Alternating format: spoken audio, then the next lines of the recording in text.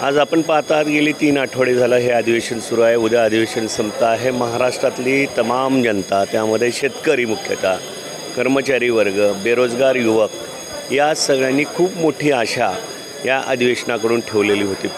परंतु यातील काही मागण्या, काही चर्चा ज्याच्यावर काहीच विचार करण्यात आलेला नाही. त्यामुळं महाराष्ट्राला काय मिळालं तर भोपळा मिळाला. आम्ही त्या पद्धतीनं इथं आंदोलन केलेलं आहे.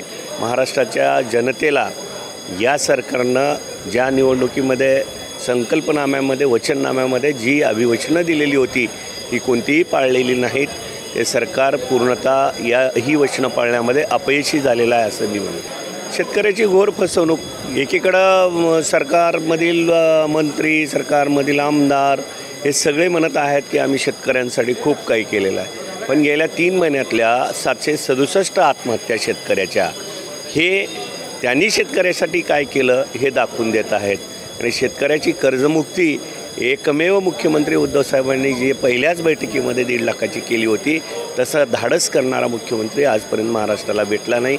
इथून पुढंही कदाचित ही शक्यता या सरकारच्या धोरणामुळे वाटत नाही.